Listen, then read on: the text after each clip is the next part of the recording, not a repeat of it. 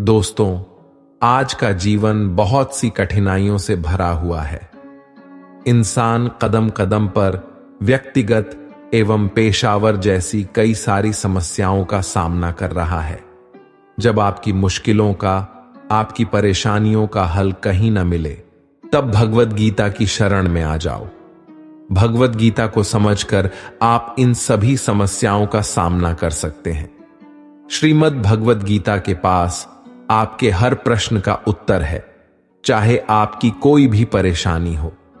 भगवद गीता आपके हर प्रश्न का उत्तर देती है, आपकी हर समस्या का हल देती है। चाहे वो परेशानी आपके मन की हो, धन की हो, आपके शरीर की हो या आपके रिश्तों की हो, आपको अपनी हर समस्या का उत्तर श्रीमद् भगवद गीता में जरूर मिलेगा। श्रीमद् भगवद गीता में मनुष्य जीवन की प्रत्येक समस्या का समाधान मिलता है। भगवद गीता एकमात्र ऐसा ग्रंथ है जो मनुष्य को जीने का सही तरीका बताती है। भगवद गीता का पूर्ण ज्ञान आज से लगभग 5000 साल पहले श्री कृष्ण के द्वारा अर्जुन को महाभारत के युद्ध में दिया गया था।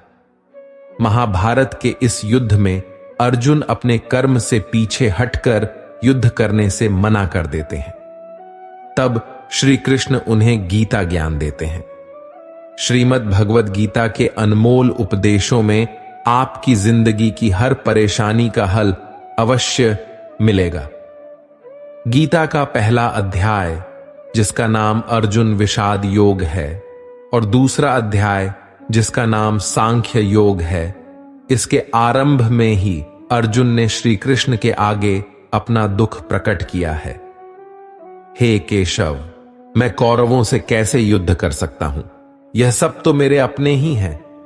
मैं कैसे पितामह भीष्म और गुरु द्रोणाचार्य से युद्ध करूंगा, क्योंकि ये दोनों तो मेरे पूजनीय हैं। इसलिए इन गुरुजनों को मारने से तो अच्छा है कि मैं भिक्षा मांगकर गुजारा करूं। और जिन कौरवों से मैं युद्ध करने जा रहा हूं, वो सब धृतराष्ट्र के पुत्र मेरे भाई ही हैं, मेरी अपने ही हैं। इन सबको मारने से अच्छा है कि मैं सन्यासी बन जाऊं। तो श्री कृष्ण ने अर्जुन से कहा, यहां कौन अपना है और कौन पराया है? जो अधर्म करता है उसके साथ युद्ध करना तुम्हें मोक्ष और मुक्ति देगा। तुम अपने इस मन के मोह को त्याग दो, नहीं तो सारा जगत तुम्हारी निंदा ही करेगा, तुम्हें डरपोक कहेगा। और बात अपने पराये की नहीं है, बात धर्म और अधर्म की है, बात सही और गलत की है। अगर तुम गलत को सहोगे और उसका अंत नहीं करोगे, तो गलत करने वाले को और बल मिलेगा, वो और भी गलत करेगा। इसलिए अपने मोह को त्याग कर तुम युद्ध करो। महाभारत की एक और कहानी भी है। जब अर्जुन के पुत्र अभिमन्यु की युद्ध में मृत्यु हो जाती है, तब अर्जुन बहुत दुखी होते हैं, रोने लगते हैं। वो श्री कृष्ण से कहने लगते हैं, मैं ये दुख सहन नहीं कर सकता, मैं भी अपने आप को समाप्त कर लूंगा। फिर भगवान श्री कृष्ण अर्जुन को आत्माओं के लोक में लेकर गए, जहां अभिमन्यु आनंद से बैठा हुआ था। क्योंकि उसने क्षत्रिय के उचित व्यवहार किया, इसलिए उसे उत्तम पद की प्राप्ति हुई। जब अर्जुन अपने पुत्र अभिमन्यु के पास रोते रोते पहुंचे, तो अर्जुन अपने पुत्र को देखकर बहुत प्रसन्न हुए। उसे गले से लगाकर कहने लगे, पुत्र, मैं तेरे बिना तो जी ही नहीं सकता। मैंने तो अपने जीवन की आशा का ही त्याग कर दिया है। तो अभिमन्यु कहने लगा, आप कौन हैं? अर्जुन बोले, मैं तेरा पिता हूं, तू मेरा पुत्र है अभिमन्यु। तो अभिमन्यु कहने लगा, कौन पिता कौन पुत्र? मेरे हजारों जन्म हुए हैं। किसी जन्म में आप मेरे पिता बनते हैं और किसी जन्म में मैं आपका पिता बनता हूं। आत्मा का न तो कोई माता होता है और न कोई पिता होता है। जब अर्जुन ने देखा कि मेरा पुत्र मुझे पहचान भी नहीं रहा है, तो उसका सारा मोह ही खत्म हो गया। इसीलिए गीता के उपदेश को ठीक से समझ लो कि यहां कोई अपना पराया नहीं है। जो बुरे वक्त में तकलीफ के वक्त में तुम्हारा साथ दे। सिर्फ वही हमारा अपना है, बाकी सब पराए हैं। गीता का दूसरा उपदेश यह है कि जो चला गया है उसका कभी दुख मत करो। हमारी आस्था की परीक्षा तब होती है जब हमें जो चाहिए वह न मिले और फिर भी हमारे दिल से प्रभु के लिए शुक्रिया ही निकले। अगर सही मायने में आप अपना जीवन बदलना चाहते हो तो सबसे पहले आपको अपना मन बदलने के लिए तैयार रहना पड़ता है, क्योंकि जैसा आपका मन रहेगा वैसे ही आपके विचार होंगे और जैसे आपके विचार होंगे वैसे ही आपका जीवन होगा। नीच विचार रखोगे तो नीच बन जाओगे, अच्छे विचार रखोगे तो ऊंचाई पर जाओगे। विश्वास किसी पर इतना करो कि वह तुम्हारे साथ छल करते समय खुद को दोषी समझे, और प्रेम किसी से इतना करो कि उसके मन में सदैव तुम्हें खोने का डर बना रहे। भगवान श्री कृष्ण कहते हैं, व्यक्ति को सदैव बुराई से बचकर रहना चाहिए। अगर कोई बुरा कर्म करता है तो वह कर्म उसको अपने जीवन में नष्ट कर देता है। जिस प्रकार सैकड़ों गायों के बीच बछड़ा अपनी मां को खोज लेता है, ठीक उसी प्रकार कर्म का फल आपको हजारों की भीड़ में भी खोज लेगा। माधव कहते हैं, किसी जीव को कष्ट देकर आप मुझे खुश नहीं देख सकते हो। श्री कृष्ण जगत के स्वामी हैं, वह कण कण में निवास करते हैं। छोटे से छोटे जीव के हृदय में ईश्वर का वास होता है। किसी जीव को कष्ट का अनुभव होना ईश्वर को कष्ट का अनुभव कराता है।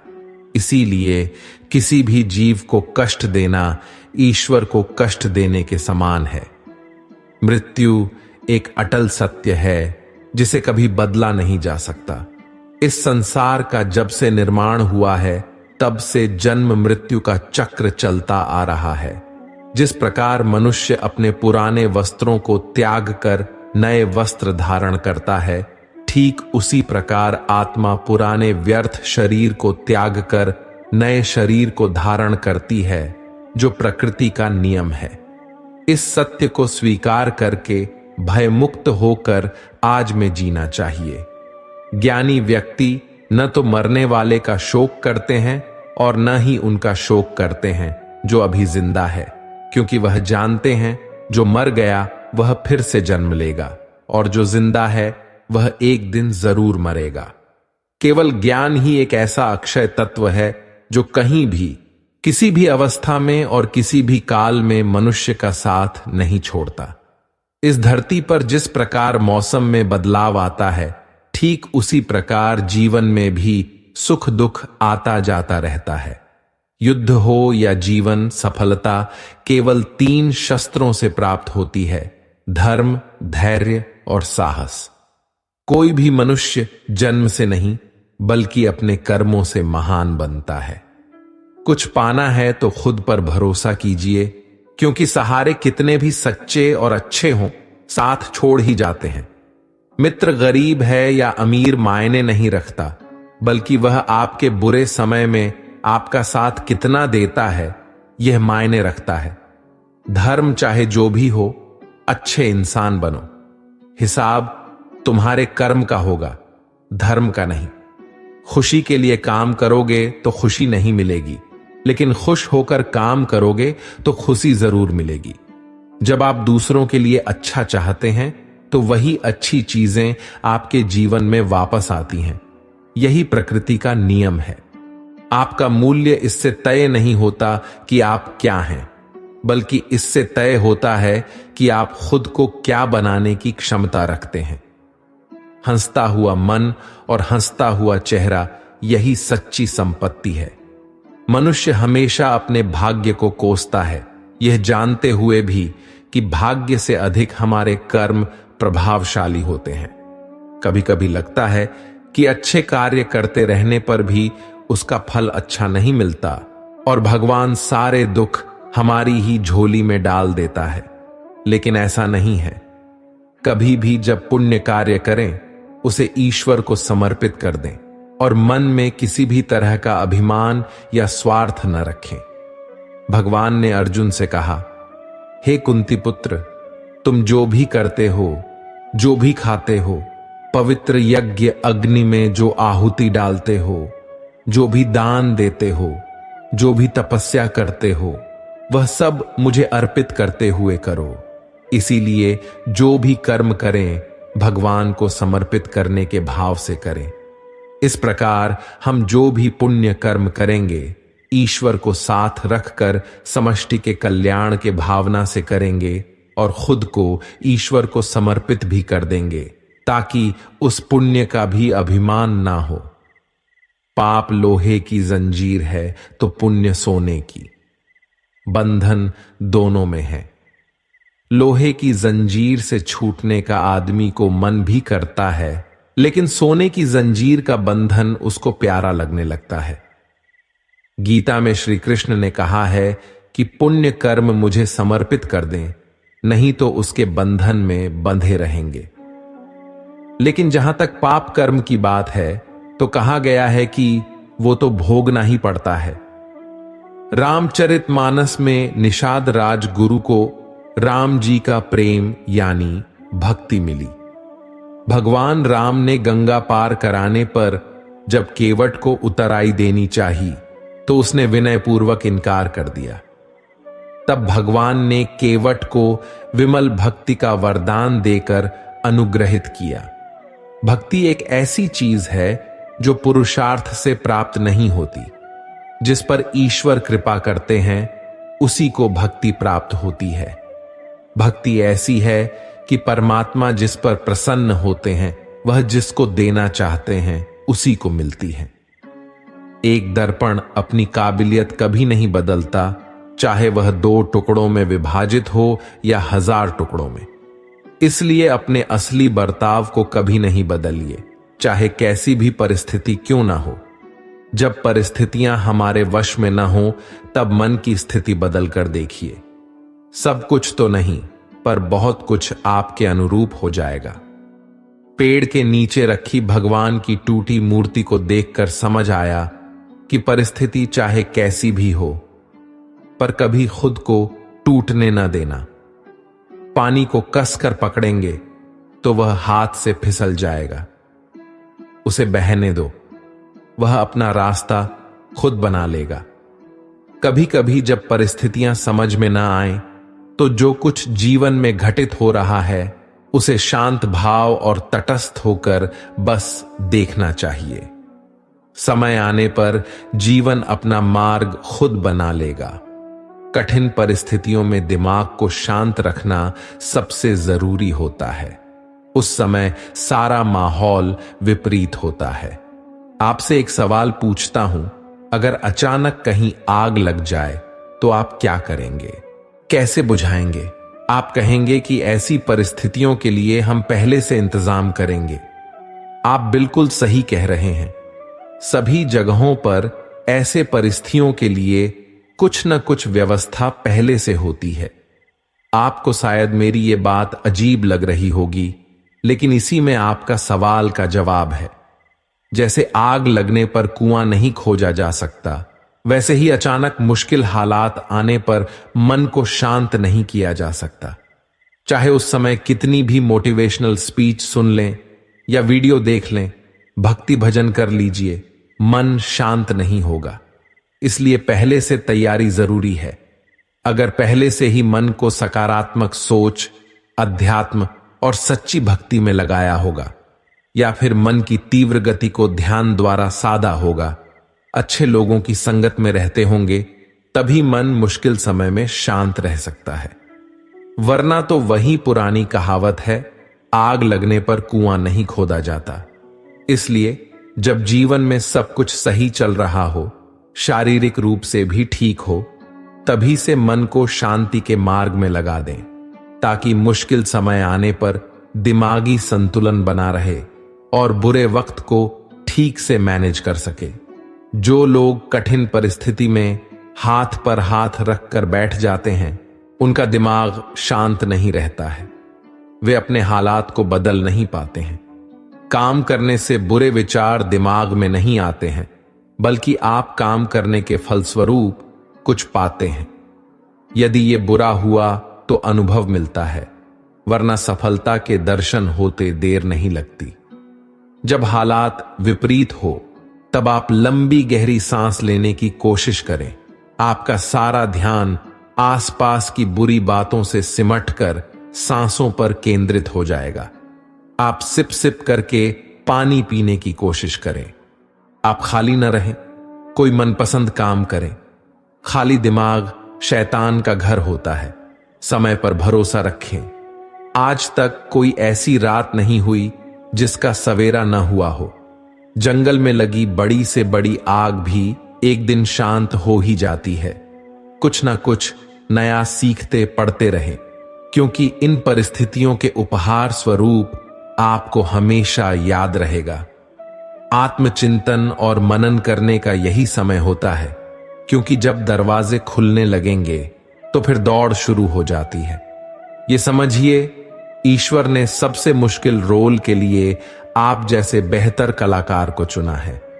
हर घटना के पीछे प्रकृति का कोई प्रयोजन होता है। इस समय को टिक टिक करती घड़ी की सुई की तरह लें। सभी को अपने हिस्से का सुख या दुख स्वयं ही तो भोगना होता है। सुख में तो फिर भी सभी मिलेंगे लोग आसपास आपको, लेकिन दुख में कोई नहीं आता मदद करने। सभी दूर खड़े रहते हैं और कई बार तो हम दुख में खुद को बिल्कुल अकेला पाते हैं। पर शायद यह सोचना भी पूरी तरह से सही नहीं है। ईश्वरीय शक्ति तो है ना हमारे आसपास, हमारे साथ। बस आवश्यकता होती है उन शक्तियों को पहचानने की। बस एक बार कुछ फुर्सत के पल निकालकर उन्हें दिल से याद तो कीजिए। वे अवश्य आते हैं हमारी मदद करने। जब दुखों से हार जाओ तो घबराने से कुछ नहीं होगा। तुम्हारा जीवन इतना संघर्ष भरा क्यों हुआ, जरा यह तो सोचो।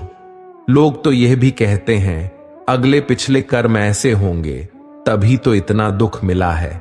नहीं पगले, बिल्कुल नहीं, बल्कि तुम इस कार्य के लिए चुने गए हो उस प्रभु के द्वारा। तुम में इतनी क्षमता है कि तुम सहन कर सकते हो हर कष्ट, हर दर्द। विपरीत परिस्थितियों में भी जो न टूटे और खरा सोना बनकर निकले, ऐसे हो तुम। कई बार हम सोचते हैं बस बहुत हुआ, अब और नहीं होगा कुछ हमसे। तो सोचो, क्या किसी ने कहा है तुमसे यह सब सहन करने के लिए? नहीं ना। जीते तो सभी हैं और एक दिन चले भी जाते हैं इस दुनिया से। तो क्या ऐसा जीवन भी कोई जीवन है जब तक कि कोई संघर्ष ना हो? आपको अपने विचारों पर नियंत्रण रखने की जरूरत नहीं है। आपको बस उन्हें अपने ऊपर नियंत्रण करने देना बंद करना होगा। एक व्यक्ति जितना शांत मन के करीब आता है, वह मजबूती के उतना ही करीब होता है। मन पानी की तरह है। जब यह अशांत होता है तो देखना मुश्किल हो जाता है। जब यह शांत होता है तो सब कुछ स्पष्ट हो जाता है। अपनी आंखें बंद करें, कुछ देर के लिए अपना दिमाग बंद करें, क्योंकि वहां एक शांत भूमि है जो आपकी उपस्थिति का इंतजार कर रही है। कभी कभी समुद्र के शांत होने की प्रतीक्षा करने का समय नहीं होता है। यदि आपको अपने लक्ष्य तक पहुंचना है तो अपनी यात्रा शुरू करें और तूफान को अपना रास्ता बनने दें।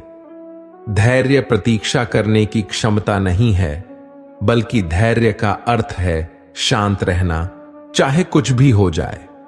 इसे सकारात्मक विकास के अवसरों में बदलने के लिए लगातार कार्रवाई करना और यह विश्वास रखना कि जवाब प्रतीक्षा कर रहे हैं, तो अंत में सब कुछ ठीक हो जाएगा। जब आप आंतरिक शांति का अनुभव करते हैं तो आप स्वीकार करते हैं कि आप कौन हैं। आपकी ताकत, खामियां, इच्छाएं, सपने व सब कुछ जो आपको विशिष्ट रूप से आप बनाता है। आप अपने आसपास की दुनिया और सामने आ रही स्थितियों को अधिक स्वीकार करने का अनुभव करते हैं, जिससे चिंता और तनाव का आप पर कम नकारात्मक प्रभाव पड़ता है। सामने खड़े व्यक्ति की उम्र और बुद्धि से किसी के मन की बात पता लगाना संभव नहीं है। मन की बात सिर्फ प्यार और सहानुभूति से ही जानी जा सकती है। यदि आप पॉजिटिव रहना चाहते हैं तो अपना अधिक समय उन्हीं के साथ बिताएं जो आपको खुश रखते हैं, या फिर उनके साथ जो आपको प्रेरित करें। हारा हुआ खेल दोबारा तो खेला जा सकता है, लेकिन एक बार जो मन से हार गया वह कभी जीत नहीं सकता। सफलता की राह प्रत्यक्ष तौर पर कहीं नहीं होती, बल्कि वह आपके मन में होती है। अगर आपने अपने मन को जीत के लिए तैयार कर लिया तो कोई और आपको नहीं हरा सकता। आप जीवन में अकेले नहीं चलते। कभी कभी जब आप चीजों से निपटते हैं तो ऐसे लोग होते हैं जो आपके साथ होते हैं, और फिर ऐसे लोग भी होते हैं जो केवल यह देखते हैं कि आप चीजों से कैसे निपट रहे हैं। किसी भी स्थिति में आपको खुद पर नियंत्रण रखना चाहिए और हर तरह के लोगों के साथ अच्छे संबंध बनाने चाहिए। इसीलिए शांत और निर्मल आभा बनाए रखें और आपके लिए चीजों से निपटना आसान हो जाएगा। यदि आपका मन शांत है तो विश्वास करें, आप इस दुनिया में कुछ भी जीत सकते हैं। ऐसा इसलिए है क्योंकि आप अपने कर्मों का उपयोग करने में सक्षम होंगे और चमत्कार के अलावा कुछ नहीं देंगे, और दुनिया हमेशा आश्चर्य के सामने झुकती है। कोई किसी के दुख का कारण नहीं होता। यह तो अपने ही कर्म होते हैं जिनकी वजह से दुख उठाने पड़ते हैं। आज कौन सुखी नहीं होना चाहता, परंतु यदि इसके लिए जो कर्म कर रहे हैं उनमें सुख है ही नहीं तो वह मिलेगा कहां से। आज हम जो कुछ कर रहे हैं वह निष्फल नहीं होता। देर सवेर उसका फल अवश्य मिलता है। विज्ञान भी कहता है कि हर क्रिया की प्रतिक्रिया होती है। आग में यदि हाथ डाला जाए तो हाथ तुरंत जल जाता है, परंतु एक वृक्ष का बीज आज बोया गया तो उसमें फल आने में कई वर्ष लग जाएंगे, पर फल मिलेगा अवश्य। शुभ कर्म का फल शुभ होता है और अशुभ कर्म का फल अशुभ। आज हम जो कुछ हैं वह हमारे पिछले कर्मों का परिणाम है। इसी को प्रारब्ध कहते हैं। प्रारब्ध के बाद पुरुषार्थ बहुत महत्वपूर्ण है। हम जो कुछ बनना चाहते हैं या जिस क्षेत्र में आगे बढ़ना चाहते हैं उसमें हमारे पुरुषार्थ की महत्वपूर्ण भूमिका होती है।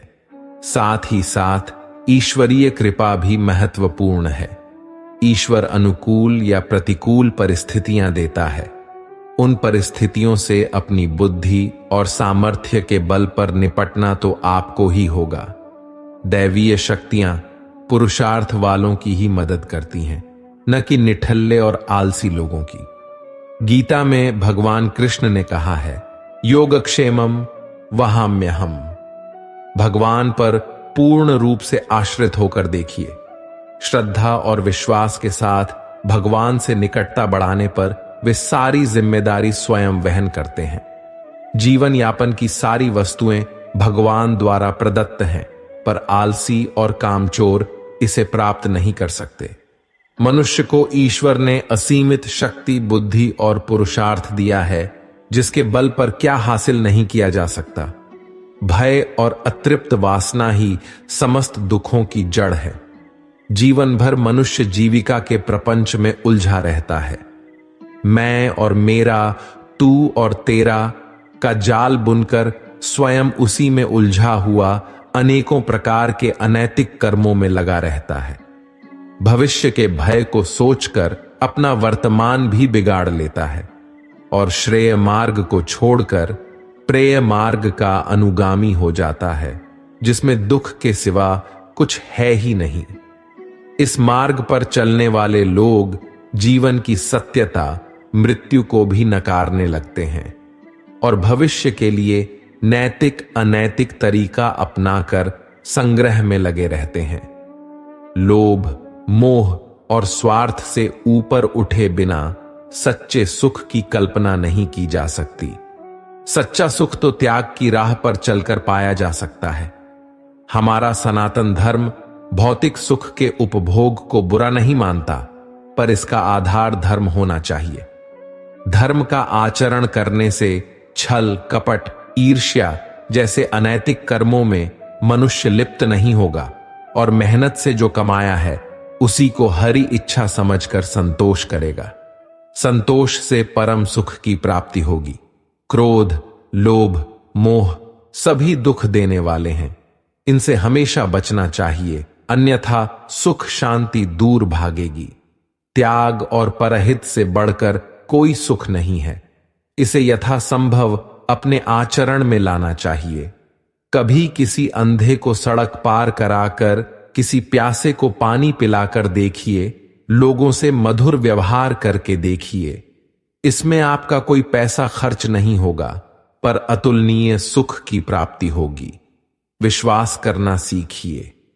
विश्वास कीजिए कि सारी सृष्टि को रचने वाला परमेश्वर है और हम सभी उसकी संतान हैं। विश्वास किसी तर्क की कसौटी पर नहीं कसा जा सकता।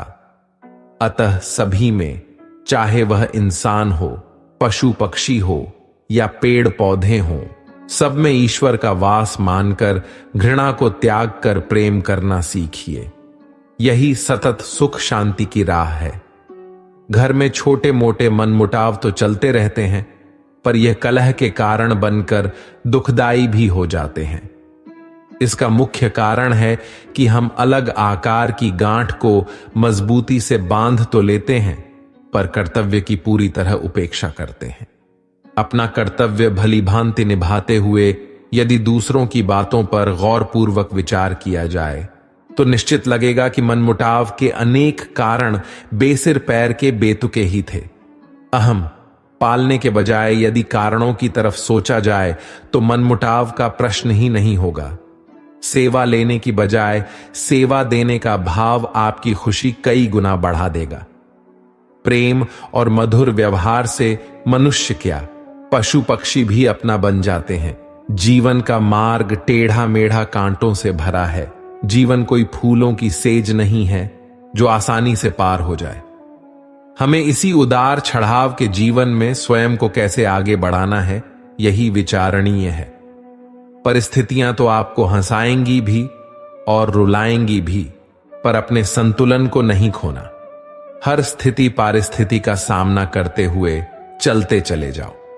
भगवान कृष्ण ने गीता में यही उपदेश दिए हैं कि विपरीत परिस्थितियों में भी संतुलन बनाकर जीवन के मार्ग पर कैसे बढ़ते जाना है। पहली बात तो यही कि अपने नियमों में दृढ़ बनिए, अनुशासन का पालन कीजिए और छोटी छोटी बातों में उलझकर समय व्यर्थ नहीं करना। यह समझिए कि जीवन बहुत मूल्यवान है, जो समय निकल गया वह लौटकर नहीं आ सकता। इसीलिए व्यर्थ की बातों में अपना समय और शक्ति न बर्बाद करें। अपने जीवन का कोई एक लक्ष्य निर्धारित कीजिए, क्योंकि लक्ष्यहीन जीवन का कोई मूल्य नहीं। जब आपके सामने कोई लक्ष्य होता है तो व्यक्ति को दिशा भी मिलती है और कुछ करने का उत्साह भी। वैर, भाव, ईर्ष्या, क्रोध ये सब ऐसे दुर्गुण हैं जो आपकी प्रगति में बाधक हैं। इस सब से हमें दूर रहना है। यदि आप किसी के साथ वैर भाव या बदला लेने की भावना लेकर चलते हैं तो आप अपनी ऊर्जा का स्वयं ही ह्रास कर रहे होते हैं। दुर्गुणों को एक एक करके बाहर निकालना है और सद्गुणों को अपने अंदर भरते जाना है, क्योंकि बुरी आदतें हमारे अंदर किराएदार बनकर आती हैं और फिर मालिक बनकर बैठ जाती हैं, जो फिर दुख और अशांति का कारण बनती हैं। अपने स्वभाव को और आदतों को लगातार चेक करते रहिए कि कहीं मैं गलत दिशा में तो नहीं जा रहा।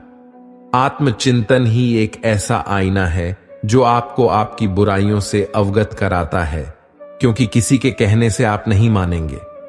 स्वयं का निरीक्षण करते रहिए और धीरे धीरे अपने व्यक्तित्व को निखारते रहिए। अध्यात्म से जुड़कर आप अपने को बहुत ऊंचा उठा सकते हो, क्योंकि जिस व्यक्ति के जीवन में धर्म नहीं, भक्ति नहीं, वह तो पशुवत है। तो साधारण मनुष्य भी असाधारण हो जाता है। अपने जीवन को संतुलित करना, नियमों से बांधना, आध्यात्मिक होना, ध्यान, पूजा पाठ, हर चीज के लिए समय निर्धारित करके चलना, मन में नकारात्मक विचारों को न आने देना, सब शुभ को ही अपनी ओर आमंत्रित कीजिए। यही शांति का मूल मंत्र है। सनातन धर्म में कर्म कार्य कारण के सिद्धांत से जुड़ा हुआ है। कर्म का अर्थ है कोई कार्य या क्रिया जिसके आधार पर अन्य प्रतिक्रियाएं या परिणाम निकलते हैं। मनुष्य के अच्छे कर्म का अच्छा प्रभाव और उसके बुरे कर्म का बुरा प्रभाव देते हुए पूर्व जन्मों का एक चक्र बन जाता है, क्योंकि कुछ कर्म ऐसे होते हैं जिनका भुगतान उस जन्म में नहीं होता। इस तरह इस चक्र में अगले जन्म में उन कर्मों का फल भुगतना ही होता है। वही कार्य कारण सिद्धांत का संबंध न केवल भौतिक युग से होता है, बल्कि हमारे द्वारा किए जा रहे कार्यों, सोचे जा रहे विचारों और कहे जा रहे शब्दों तक पर यह लागू होता है।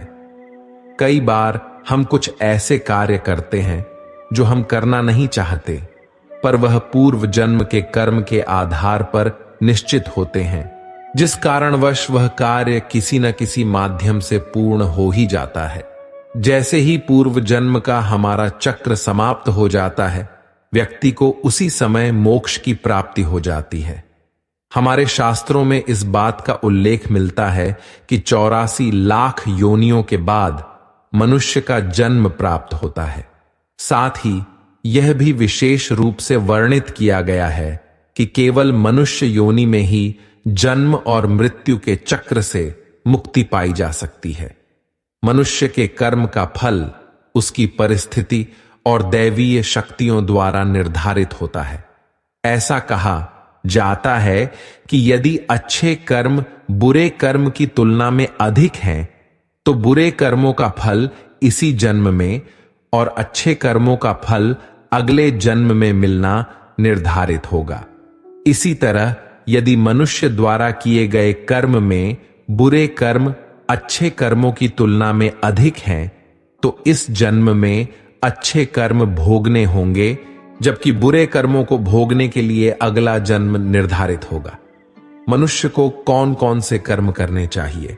मनुष्य को अपने घर परिवार की आवश्यकताओं का ध्यान रखना चाहिए। अधिक पैसा होने के बावजूद जरूरत पड़ने पर उसे संभाले रखना भी बुरा कर्म बताया गया है। उस धन का इस्तेमाल मुसीबत के समय अवश्य करें। धन बचाने के लालच में न पड़े, अपनी आय से अधिक खर्च न करें और अपनी सामर्थ्य के अनुसार ही दान पुण्य करें। हमेशा अच्छे लोगों की संगत में रहे और दुष्ट छल कपट की संगति से खुद को बचा कर रखें। बुरी संगति हमें अक्सर बुरे परिणाम ही देती है। कभी भी खुद के स्वार्थ के लिए दूसरों का अहित करने का ना सोचें। शास्त्रों में इस बात का उल्लेख किया गया है कि जो जैसा बोता है उसे वैसा ही आगे चलकर काटना भी पड़ता है। कभी किसी व्यक्ति से कुछ छल से छीनने का प्रयास ना करें। इसे किए गए सभी पुण्य नष्ट हो जाते हैं और आप पाप के भागीदार बन जाते हैं। गरुड़ पुराण में इस बात का उल्लेख मिलता है कि किसी भी मनुष्य द्वारा किए गए बुरे कर्मों का परिणाम उसके जन्म से लेकर मृत्यु और उसके बाद तक दुखों का कारण बनता है। वह अपनी हर अवस्था में दुख भोगता है। अच्छे कर्म के बनने से पहले हमें इस पर ध्यान देने की जरूरत है कि आखिर अच्छे कर्मों के बनने का सबसे पहला पड़ाव क्या है। मनुष्य के द्वारा किए जाने वाले सभी कर्म उसके विचारों से निर्मित होते हैं। हमारी सकारात्मक या नकारात्मक सोच विचारों को जन्म देती है और वही विचार कर्म बनते हैं। इस तरह सोच सकारात्मक होने पर ही अच्छे कर्मों का निर्धारण हो सकता है। अच्छे कर्म को करने के लिए हमारे आसपास का वातावरण बहुत अधिक जिम्मेदार होता है। कहा भी जाता है कि जैसा वातावरण वैसे हम, इसलिए कोशिश करें कि अपने घर का वातावरण और शरीर का आभा मंडल सकारात्मक बनाए रखें। मृत्यु के पश्चात हमारे भीतर संग्रहित हुए कुछ कर्म अगले जन्म में चले आते हैं। उसे प्रारब्ध कहते हैं। सनातन धर्म में 3 प्रकार के प्रारब्ध का उल्लेख किया गया है। मंद प्रारब्ध, जिसे वैदिक पुरुषार्थ के द्वारा बदला जा सकता है। तीव्र प्रारब्ध, हमारे पुरुषार्थ और संतों के पुरुषार्थ से बदल सकता है। तीव्र प्रारब्ध अपरिवर्तनीय है, क्योंकि इसमें जो होना है वह होकर ही रहेगा। संसार में सबसे बड़ा पाप क्या है? संसार में सबसे बड़ा पाप स्त्री का अपमान करना बताया गया है। स्त्री को सृजनकर्ता का दर्जा दिया गया है, और यदि स्त्री का अपमान किया जाएगा तो वह व्यक्ति सबसे बड़े पाप का भोगी माना जाता है। श्रीमद् भागवत गीता में द्रौपदी का अपमान ही महाभारत जैसे युद्ध का कारण बना था। पुण्य किसी के द्वारा निस्वार्थ भाव से की गई सहायता, सकारात्मक विचार, द्वेष भावना, लोभ, लालच और अहंकार को अपने ऊपर हावी न होने देना है। जबकि पाप में इन सभी के द्वारा किए गए कर्मों का परिणाम शामिल है। कर्म धर्म का मूल अंश है। कर्म के अभाव में धर्म संभव नहीं है। धर्म के नियम के अनुसार सकाम व पुण्य कर्म करने चाहिए, जिससे सुख और खुशी की प्राप्ति होती है। मनुष्य का सबसे बड़ा कर्म क्या है? दान ही सबसे बड़ा कर्म है। सबसे अच्छा कर्म कौन सा है? कर्ता भाव से किया गया कोई भी अच्छा कर्म ही सबसे उत्तम कर्म है। कर्ता भाव से किया गया कोई भी अच्छा कर्म अच्छा तो है, पर उत्तम नहीं है। गीता में कर्म क्या है? गीता के अनुसार जो कर्म निष्काम भाव से ईश्वर के लिए जाते हैं, वे बंधन नहीं उत्पन्न करते। वे मोक्ष रूप परम पद की प्राप्ति में सहायक होते हैं। इस प्रकार कर्म, फल तथा आसक्ति से रहित होकर ईश्वर के लिए कर्म करना वास्तविक रूप से कर्म योग है, और इसका अनुसरण करने से मनुष्य को अभ्युदय तथा निश्रा होती है। जो भी व्यक्ति अपने गुजरे हुए कल या आने वाले कल में जीता है, उसके विषय में ही सोचता रहता है, वह जिंदगी में कभी खुश नहीं रह सकता। देखा जाए तो बीते हुए कल और आने वाला कल का कोई अस्तित्व ही नहीं है। वह केवल आपकी सोच में विद्यमान है। अपने मन को सदा ऐसे शिक्षित करो कि आप अपने आज के आनंद में जी सको, अपने प्रत्येक पल की मौज ले सको। जो आपके साथ गलत करते हैं, उसका विरोध जरूर करें। अगर आप सामने वाले का गलत व्यवहार सहते रहेंगे, तो वह आपके साथ गलत करता ही रहेगा। जब अर्जुन ने भगवान कृष्ण से कहा कि जिनसे मैं युद्ध करने जा रहा हूं वह मेरे भाई और गुरुजन हैं, और मेरे अंदर उनके साथ युद्ध करने का साहस नहीं है, तो कृष्ण भगवान ने अर्जुन को जागृत किया कि जिन्हें तू अपना मान रहा है वह सब पाप के पक्ष में खड़े हैं, और अगर तुमसे युद्ध नहीं करेगा तो समाज में पाप बढ़ जाएगा। क्योंकि जब गलत का कोई विरोध नहीं करता है, तो सामने वाला गलत करने का जैसे हकदार हो जाता है, और जब आप सब कुछ चुपचाप सहते रहते हो, तो सामने वाले को बल मिलने लगता है। वह आपको कमजोर समझने लगता है। लेकिन जब आप उसके द्वारा किए गए अधर्म को रोक लेते हैं, उसका विरोध करते हैं, तब वह अपनी सीमा में रहना सीख जाता है। यह कलयुग है। अगर आप खुश रहना चाहते हैं, तो आपको अपनी रक्षा खुद करनी होगी। रिश्ते हमें दुख नहीं देते हैं, पर उनके प्रति हमारा मोह हमें दुख देता है। आज से ही अपने मोह को छोड़कर प्रेम का सबक पक्का करें। मोह अपेक्षाओं से जुड़ा है, जबकि प्रेम केवल देना जानता है। मोह एक दो के लिए होता है, जिन्हें हम अपना मानते हैं। प्रेम सबके लिए होता है। मोह से कमजोरी पैदा होती है। इसके विपरीत प्रेम से ताकत महसूस होती है। मोह में इंसान एक दूसरे को बांधने की कोशिश करता है, जबकि प्रेम एक दूसरे को स्वतंत्रता देता है। भगवत गीता हमें सिखाती है कि हमें सदैव अच्छे कर्म करने चाहिए। परमात्मा की प्रकृति में इंसाफ अवश्य होता है। आपके द्वारा किए गए अच्छे कर्म आपको मुश्किल वक्त में परेशानी से बचाते हैं। इसी तरह आपके द्वारा किए गए गलत कर्म की सजा भी आपको जरूर मिलती है। भगवत गीता में श्री कृष्ण ने अर्जुन को यही सिखाया है कि क्षत्रिय होने के नाते जो तेरा कर्तव्य है, जो तेरे लिए सही है, वही काम कर। दुनिया के लोग ज्ञान और अज्ञान दोनों से चलते हैं, इसलिए तू दुनिया का अनुसरण ना कर बल्कि सत का अनुकरण कर। तेरा धर्म तेरा कर्म यही है कि तू अधर्म का नाश कर और धर्म की रक्षा कर। ऐसे ही हर इंसान का अलग अलग कर्तव्य होता है। हम कभी भी कुछ भी इसलिए ना करें कि लोग यही करते हैं। अगर आप भी वही करोगे जो सारी भीड़ कर रही है तो आप उस भीड़ में कहीं खो जाओगे। लेकिन अगर आप विचार करके वह काम करोगे जो आपके लिए सही है, जिसकी आप में प्रतिभा है, तो सारी भीड़ में भी आप अलग नजर आओगे। इस बात का सदा विश्वास रखें कि जो चीज हमारी है वह कहीं ना कहीं से हमारे पास अवश्य पहुंच जाएगी। और जिंदगी में जो कुछ भी आपको हासिल नहीं हुआ है उसका पछतावा करना और उसके लिए रोना छोड़ दो। प्रयास करना मनुष्य के हाथ में है, पर उसका फल उसके हाथ में नहीं है। हम जीवन में किसी की मदद करें या ना करें, पर किसी का भी दिल हमारी वजह से ना दुखे, यह बात हमेशा हमें याद रहे। अगर हम किसी का भी दिल दुखाएंगे तो हमें भी उसका दर्द अवश्य मिलेगा। जब हमारी वजह से किसी का दिल दुखता है तो हमें पता नहीं चलता, लेकिन जब हमारा दिल दुखता है तो हमें समझ में आता है। भगवत गीता हमें सिखाती है कि जो कुछ भी होता है अच्छे के लिए होता है। जो हो रहा है उसमें भी कोई भलाई अवश्य है, और जो होगा उसमें दृढ़ विश्वास रखें कि अच्छा ही होगा। कभी कभी हमारे जीवन में कुछ ऐसी परिस्थितियां आ जाती हैं कि हमारे अंदर ये ख्याल आता है कि मेरे साथ ही ऐसा क्यों हुआ, या मेरे साथ बहुत गलत हुआ। लेकिन जब वक्त गुजर जाता है तब हमें एहसास होता है कि अगर हमारे साथ ये सब नहीं हुआ होता तो आज हम इस मुकाम पर नहीं होते।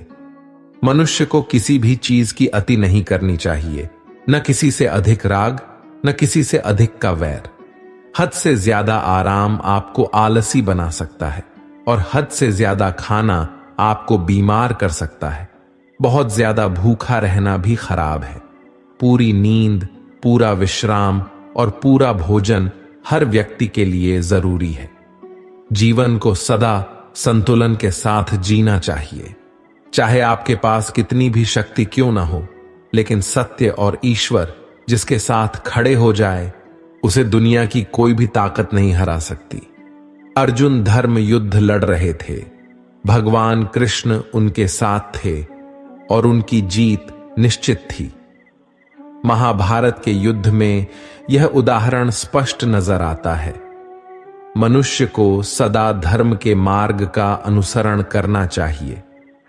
अर्जुन युद्ध नहीं करना चाहता था क्योंकि सामने उसके पिता और गुरुजन थे, लेकिन श्री कृष्ण ने उसे ज्ञान दिया कि यहां पर बात तेरी अधिकारों की है। भरी सभा में द्रौपदी के साथ किया गया अपमान पांडवों के साथ हुआ अधर्म सहने योग्य बात नहीं है। जैसे हमें गलत करना नहीं चाहिए, वैसे ही गलत सहना भी बड़ा पाप है, फिर चाहे वह अपना ही क्यों ना हो। जो भी व्यक्ति श्रीमद् भगवत गीता से मिलने वाली इन सीखों का मनन चिंतन करेगा, इनके महत्व को समझेगा, वह जिंदगी की हर परिस्थिति को स्थिरता के साथ पार कर पाएगा। जीवन में आने वाले मुश्किल समय में भी उसे राह अवश्य मिलेगा। जब समय विपरीत हो तब शांत रहना ही सही होता है। अशांति तभी आती है जब सब कुछ आपकी इच्छानुसार नहीं होता है अथवा कुछ भी आपके हिसाब से नहीं होता है। शांत रहने के लिए आपको बहुत कुछ छोड़ना होगा। अच्छे से समझना होगा कि सब कुछ आपके हिसाब से नहीं होगा, और इसके अलावा किसी से भी कोई उम्मीद न रखें। जब हम किसी से कोई उम्मीद करते हैं और वह पूरी नहीं होती तब दुख होता है, और सोच सोचकर मन अशांत रहने लगता है। और जब मन अशांत रहता है तो कुछ भी अच्छा नहीं लगता और व्यक्ति शक्तिहीन सा महसूस करने लगता है। इसके अलावा इस बात से बहुत दूर रहें कि कोई क्या कर रहा है, क्यों कर रहा है, कैसे कर रहा है। कोई भी व्यक्ति जितना बता दे उतना ही सुने उसके आगे कुरेद की आवश्यकता नहीं है। अपने धर्म के अनुसार अपने प्रभु से मन लगाएं, प्रभु में विश्वास रखें और जो कुछ सुलभ है उसी में खुश रहना सीखें। अपनी सेहत का ध्यान रखें। आप जितना प्रकृति के नजदीक होंगे उतना ही आप खुद में शांति की अनुभूति करेंगे। आप किसी नदी या पर्वत पर भी जा सकते हैं। आप ध्यान द्वारा भी शांति प्राप्त कर सकते हैं। मन का बेचैन होना उसका स्वभाव है। हमारे मन को लगता है कि अगर वह अलग अलग बातों के बारे में सोचता रहेगा तो हमें आने वाली हर मुश्किल और मुसीबत से बचा लेगा, पर ऐसा होता नहीं है। हम अपने जीवन का काफी अधिक समय सोच विचार करके परेशान होने में निकाल देते हैं। भगवान श्री कृष्ण कहते हैं कि मन का यह स्वभाव बदलना मुश्किल जरूर है। मनुष्य को किसी भी चीज की अति नहीं करनी चाहिए, न किसी से अधिक का राग, न किसी से अधिक का वैर। हद से ज्यादा आराम आपको आलसी बना सकता है और हद से ज्यादा खाना आपको बीमार कर सकता है। बहुत ज्यादा भूखा रहना भी खराब है। पूरी नींद, पूरा विश्राम और पूरा भोजन हर व्यक्ति के लिए जरूरी है। जीवन को सदा संतुलन के साथ जीना चाहिए। चाहे आपके पास कितनी भी शक्ति क्यों ना हो, लेकिन सत्य और ईश्वर जिसके साथ खड़े हो जाए उसे दुनिया की कोई भी ताकत नहीं हरा सकती। अर्जुन धर्म युद्ध लड़ रहे थे। भगवान कृष्ण उनके साथ थे और उनकी जीत निश्चित थी। महाभारत के युद्ध में यह उदाहरण स्पष्ट नजर आता है। मनुष्य को सदा धर्म के मार्ग का अनुसरण करना चाहिए। अर्जुन युद्ध नहीं करना चाहता था क्योंकि सामने उसके पिता और गुरुजन थे, लेकिन श्री कृष्ण ने उसे ज्ञान दिया कि यहां पर बात तेरे अधिकारों की है। भरी सभा में द्रौपदी के साथ किया गया अपमान और पांडवों के साथ हुआ अधर्म सहने योग्य बात नहीं है। जैसे हमें गलत करना नहीं चाहिए, वैसे ही गलत सहना भी बड़ा पाप है, फिर चाहे वह अपना ही क्यों ना हो।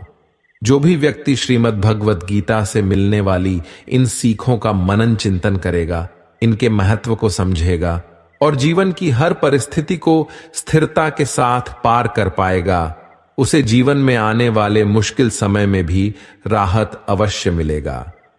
जब समय विपरीत हो तब शांत रहना ही सही होता है। अशांति तभी आती है जब सब कुछ आपकी इच्छानुसार नहीं होता है अथवा कुछ भी आपके हिसाब से नहीं होता है। शांत रहने के लिए आपको बहुत कुछ छोड़ना होगा, अच्छे से समझना होगा कि सब कुछ आपके हिसाब से नहीं होगा और इसके अलावा किसी से भी कोई उम्मीद न रखें। जब हम किसी से कोई उम्मीद करते हैं और वह पूरी नहीं होती तब दुख होता है और सोच सोच कर मन अशांत रहने लगता है। जब मन अशांत रहता है तो कुछ भी अच्छा नहीं लगता और व्यक्ति शक्तिहीन सा महसूस करने लगता है। इसके अलावा इस बात से बहुत दूर रहे कि कोई क्या कर रहा है, क्यों कर रहा है या कैसे कर रहा है। कोई भी व्यक्ति जितना बता दे उतना ही सुन ले। उसके आगे कुरेद की आवश्यकता नहीं है। अपने धर्म के अनुसार अपने प्रभु से मन लगाएं, प्रभु में विश्वास रखें। जो कुछ सुलभ है उसी में खुश रहना सीखें। अपनी सेहत का ध्यान रखें। आप जितना प्रकृति के नजदीक होंगे उतना ही आप खुद में शांति की अनुभूति करेंगे। आप किसी नदी या पर्वत पर भी जा सकते हैं। आप ध्यान द्वारा भी शांति प्राप्त कर सकते हैं। मन का बेचैन होना उसका स्वभाव है। हमारे मन को लगता है कि अगर वह अलग अलग बातों के बारे में सोचता रहेगा तो हमें आने वाली हर मुश्किल और मुसीबत से बचा लेगा, पर ऐसा होता नहीं है। हम अपने जीवन का काफी अधिक समय सोच विचार करके परेशान होने में निकाल देते हैं। भगवान श्री कृष्ण कहते हैं कि मन का यह स्वभाव बदलना मुश्किल जरूर है, लेकिन असंभव नहीं। अच्छा, अब आप एक बात बताइए, क्या आप कोए को कह सकते हैं कि वह को की आवाज न करे? या फिर क्या आप किसी मेंढक को कह सकते हैं कि वह पानी देखते ही ऊंची छलांग न मारे? हमारे मन का भी कुछ ऐसा ही है। जीवन में कुछ भी होता है, अच्छा या बुरा, हमारा मन उस पर कांव कांव करने लगता है। कांव कांव से मेरा मतलब है चिंता करना, व्याकुल होना। कोई बुरी बात होती भी नहीं है और मन परेशानी की ऊंची ऊंची लपटें लेने लगता है। कभी कभी तो मुझे ऐसा लगता है कि हम में से कई लोग सिर्फ परेशान होने के लिए जीते हैं। सारी परेशानी, पीड़ा और दुविधा अक्सर हमारी मन की बनाई हुई कहानियां होती हैं। हमारे मन को शांत और स्थिर करने के लिए दो उपाय हैं। पहला, ध्यान लगाना या मेडिटेशन। दूसरा, वैराग्य भाव सीखना। अब ध्यान या मेडिटेशन शब्द सुनते ही आप में से कई लोग कहेंगे कि आप आंख बंद कर सांसें अंदर बाहर नहीं ले सकते। यहां हम सब गलती कर बैठते हैं। मेडिटेशन या ध्यान का मतलब सिर्फ आंख बंद कर बैठना नहीं होता। मेडिटेशन का मतलब होता है अपना पूरा ध्यान किसी चीज पर लगाना और उसे हटने नहीं देना। अगर आप रोटी बना रहे हैं तो सिर्फ उस बात पर ध्यान दीजिए। अगर आप पिक्चर देख रहे हैं तो अपना पूरा ध्यान पिक्चर पर लगाएं। ये मत सोचिए कि पिक्चर देखकर आप अपना कितना वक्त बर्बाद कर रहे हैं। जब आप जीवन के हर छोटे बड़े काम को पूरे ध्यान से करते हैं तो आपका जीवन ही एक मेडिटेशन बन जाता है। ऐसे जीवन में शांति, स्थिरता, साहस और सफलता का होना अनिवार्य है। वैराग्य भाव। दूसरा उपाय, वैराग्य का अर्थ यह नहीं कि आप सब कुछ छोड़कर जंगल में जाकर बैठ जाएं। वैराग्य का सच्चा अर्थ है कि आप जो काम कर रहे हैं उसका क्या नतीजा या रिजल्ट निकलेगा उसकी चिंता न करें। धर्म युद्ध में जो व्यक्ति धर्म के साथ नहीं खड़ा है, इसका मतलब है वह अधर्म का साथ दे रहा है, वह अधर्म के साथ खड़ा है। श्री कृष्ण कहते हैं, हे अर्जुन, तू शास्त्रों में बताए गए अपने धर्म के अनुसार कर्म कर, क्योंकि कर्म न करने की अपेक्षा कर्म करना श्रेष्ठ है, तथा कर्म न करने से तेरा शरीर निर्वाह भी नहीं सिद्ध होगा। कोई भी मनुष्य क्षण भर भी कर्म किए बिना नहीं रह सकता। सभी प्राणी प्रकृति के अधीन हैं और प्रकृति अपने अनुसार हर प्राणी से कर्म करवाती है और उसके परिणाम भी देती है। श्रेष्ठ पुरुष जैसा आचरण करते हैं, सामान्य पुरुष भी वैसा ही आचरण करने लगते हैं। श्रेष्ठ पुरुष जिस कर्म को करता है उसी को आदर्श मानकर लोग उसका अनुसरण करते हैं। जहां सभी के जीवन में मुसीबतें जरूर हैं, लेकिन जो मुसीबतों से लड़कर आगे बढ़े वही आज की महाभारत का अर्जुन है। अहंकार करने पर इंसान की प्रतिष्ठा, वंश, वैभव तीनों ही समाप्त हो जाते हैं। परिवर्तन संसार का नियम है। जब भी किसी इंसान के समय में दुख होता है तो वह उसी को लेकर अपना दुखड़ा रोने लगता है। गीता के अनुसार इस संसार में कुछ भी स्थिर नहीं है, इसमें हमेशा परिवर्तन होते रहते हैं। यदि गीता की इस बात ठीक से समझें तो उसका सार यह है कि यदि जीवन में दुख है तो वह हमेशा नहीं रहेगा। जीवन का यह कठिन समय भी सुख में जरूर बदलेगा। हमें बस हर परिस्थिति में अपना कर्तव्य करते रहना होगा। लक्ष्य पर फोकस करना जरूरी है। गीता के अनुसार हमें अपनी जिंदगी में सफलता प्राप्त करने के लिए अपने लक्ष्य पर फोकस करना बहुत जरूरी है। कई लोग जीवन में कोई लक्ष्य निर्धारित करते हैं, लेकिन कुछ समय बाद सफलता न मिलने पर अपना लक्ष्य बदल देते हैं। जीवन में यह बहुत जरूरी है कि हम अपना लक्ष्य निर्धारित करें और उसके लिए कड़ी मेहनत करें। जब हम ऐसा कर लेते हैं तो हमारी सफलता निश्चित है। कर्म है बहुत जरूरी। हम जब भी कोई काम करने का सोचते हैं तो हम पहले उसके परिणाम पर विचार करते हैं। गीता के सबसे प्रसिद्ध और महत्वपूर्ण श्लोक के अनुसार हमें हमेशा कोई भी काम करने से पहले उसके परिणाम पर विचार नहीं करना चाहिए। यदि जीवन में सफलता प्राप्त करनी है तो परिणाम पर फोकस करने के बजाय उस तक पहुंचने के प्लान पर फोकस करना चाहिए। सच की हमेशा जीत होती है। ये आपने कई बार सुना होगा कि सच परेशान हो सकता है लेकिन हार नहीं सकता। यह वाक्य श्रीमद् भगवद गीता से लिया गया है। इसके द्वारा श्री कृष्ण ये कहते हैं कि हमें हमेशा सही काम करना चाहिए और जो भी हम काम करते हैं उसे पूरी ईमानदारी के साथ करना चाहिए। यदि आप सही काम पूरी ईमानदारी से कर रहे हैं तो हो सकता है कि आपको शुरुआत में सफलता न मिले, लेकिन देर सबेर आपको सफलता जरूर मिलेगी। सब कुछ किसी कारण से होता है। गीता में श्री कृष्ण कहते हैं कि हर काम, हर परिस्थिति के पीछे कोई न कोई कारण जरूर होता है। यदि आपके जीवन में दुख है या आप असफल हो रहे हैं तो इसके पीछे भी जरूर ही कोई कारण होगा। आपको बस यह करना है कि अपनी असफलताओं से सीखकर आप अपने काम करने के तरीके को बदलें, तब आपको सफलता जरूर मिलेगी। श्रीमद् भगवद गीता को पहली बार अर्जुन ने सुना था, उसके बाद आज तक असंख्य लोग श्रीमद् भगवद गीता से सीख लेकर अपना जीवन सुधार चुके हैं। गीता के 18 अध्यायों में लिखा प्रत्येक श्लोक आपको कोई न कोई सीख अवश्य देता है। यदि आप उसे पढ़कर समझने का प्रयास करें तो आपकी सफलता निश्चित है। जो पैदा हुआ है उसकी मृत्यु भी निश्चित है। अभिमान को आने मत दो, स्वाभिमान को जाने मत दो, क्योंकि अभिमान आपको उठने नहीं देगा और स्वाभिमान कभी गिरने नहीं देगा। जब आप कृष्ण की पूजा नहीं कर पाए तो यह मत समझना समय नहीं मिला। सोचो, आज हमने ऐसा कौन सा काम किया कि भगवान ने अपने सामने खड़ा होना पसंद नहीं किया। संदेह की स्याही से संबंध के पृष्ठ पर कभी शुभ अंकित नहीं होता। इसलिए अपने मन के विचार और संबंधों का आधार दोनों ही शुभ रखें।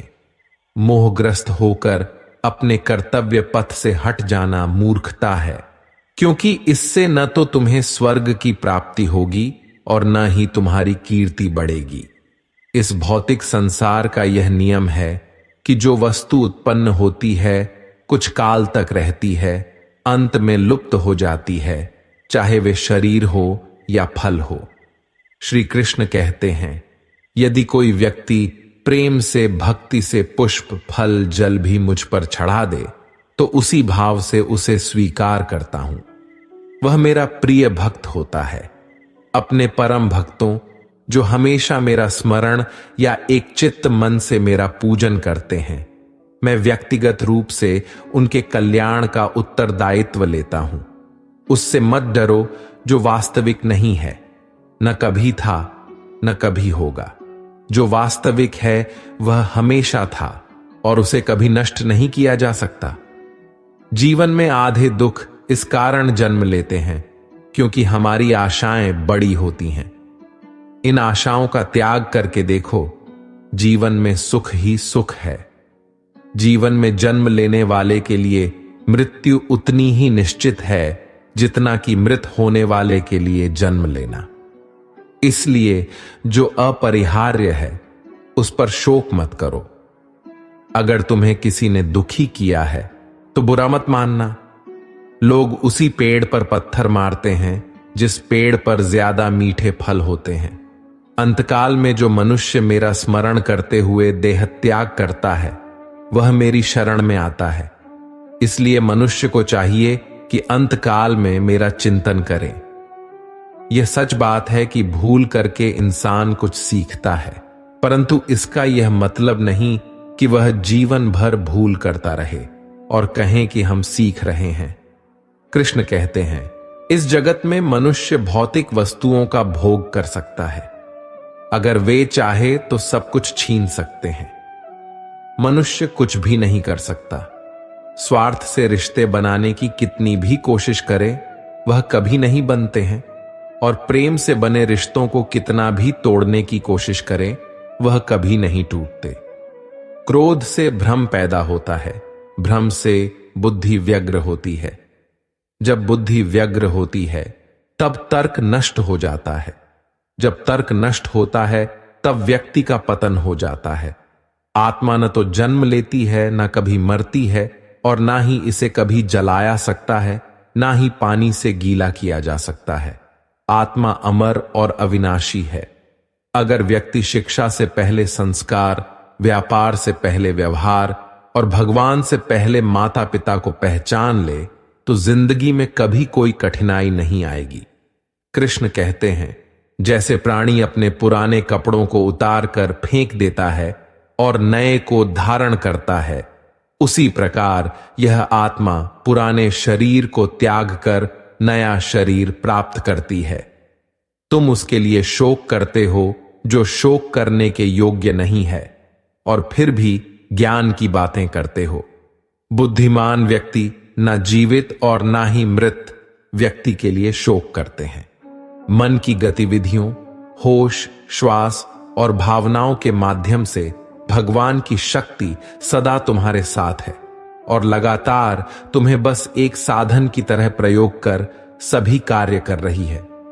अगर कोई मनुष्य हमारे साथ बुरा कर रहा है तो उसे करने दो, ये उसका कर्म है और समय उसके कर्म का फल उसे जरूर देगा। लेकिन हमें कभी भी किसी के साथ बुरा नहीं करना चाहिए, क्योंकि यही हमारा धर्म है। मानव कल्याण ही भगवत गीता का प्रमुख उद्देश्य है। इसलिए मनुष्य को अपने कर्तव्यों का पालन करते समय मानव कल्याण को प्राथमिकता देना चाहिए। तुम क्यों व्यर्थ में चिंता करते हो? तुम क्यों भयभीत होते हो? कौन तुम्हें मार सकता है? आत्मा न कभी जन्म लेती है और ना ही इसे कोई मार सकता है। यही जीवन का अंतिम सत्य है। जिसने मन को जीत लिया है उसने पहले ही परमात्मा को प्राप्त कर लिया है, क्योंकि उसने शांति प्राप्त कर ली है। ऐसे मनुष्य के लिए सुख दुख, सर्दी गर्मी और मान अपमान एक समान है। श्रेष्ठ पुरुष को सदैव अपने पद और गरिमा के अनुरूप कार्य करने चाहिए, क्योंकि श्रेष्ठ पुरुष जैसा व्यवहार करेंगे तो इन्हीं आदर्शों के अनुरूप सामान्य पुरुष भी वैसा ही व्यवहार करेंगे। अपने आप को ईश्वर के प्रति समर्पित कर दो, यही सबसे बड़ा सहारा है। जो कोई भी इस सहारे को पहचान गया है वह डर, चिंता और दुखों से आजाद रहता है। मनुष्य को अपने कर्मों के संभावित परिणामों से प्राप्त होने वाली विजय या पराजय, लाभ या हानि, प्रसन्नता या दुख इत्यादि के बारे में सोचकर चिंता से ग्रसित नहीं होना चाहिए। महाभारत के युद्ध के दरमियान भगवान श्री कृष्ण द्वारा दिए गए गीता उपदेश को लोग अगर अपने जीवन में उतारें तो आप निश्चित ही जीवन में सफल हो सकते हैं। गीता सार के ये उपदेश एक सफल जीवन के निर्माण के लिए बेहद महत्वपूर्ण भूमिका निभाते हैं। दोस्तों, हमारा यह वीडियो देखने के लिए बहुत बहुत धन्यवाद। हम आशा करते हैं कि आप लोगों ने इस वीडियो से बहुत कुछ सीख लिए होंगे। दोस्तों, मिलते हैं अगले वीडियो में एक नई सीख के साथ। तब तक के लिए अपना ख्याल रखें। धन्यवाद। जय श्री कृष्ण।